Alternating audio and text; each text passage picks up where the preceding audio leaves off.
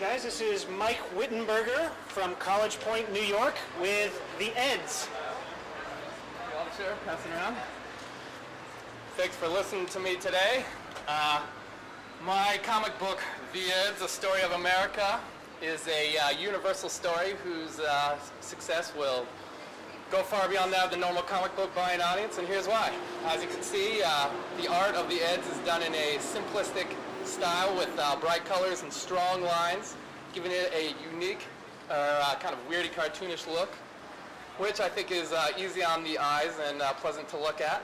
As I mentioned, the story is a universal adventure story, road trip, which is fun and enjoyable by most, and deals with blue-collar middle America, which has been successful in the past with movies like Raising Arizona and shows like Roseanne and King of the Hill and My Name is Earl.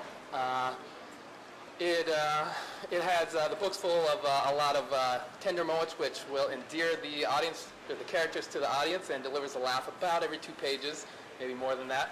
And it'll be interesting. The story overall will take a satirical look at the different. Who's the character?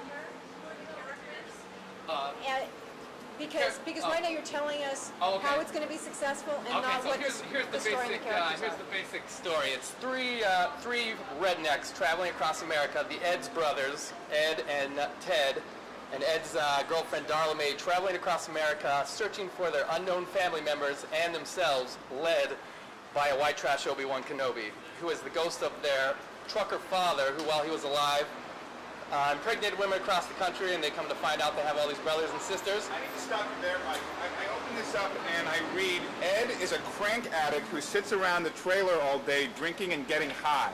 That is correct. That sounds hilarious. And if you can tell, I'm being very sarcastic. Okay. I don't find crank particularly funny, and I don't see how this fits into this cartoonish nature. I mean, this is like a scourge that's killing our cities and towns. And why didn't you even mention it? I mean, it's the first thing I noticed, and that when I opened this thing up, you didn't even mention that there's a huge drug element to this story. Well, I mean, it's, like I said, it's a satirical look at white trash middle America, and as you say, that is a true thing. It's a cartoony kind of thing, but like you say, it's a cartoony look, but it's going to look at real issues while also throwing in some laughs. And as they travel around America and meet their other brothers, they'll run into different kinds of Americans from different parts of the country, and see how they kind of all mix up together. So it's, kind of, like I say, a social commentary, but with a little comedy thrown in.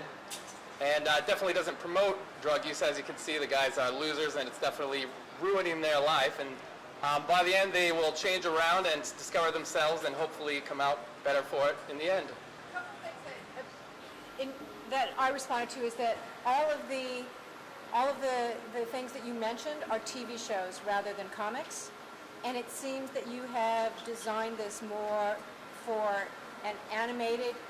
Well, it could go that way.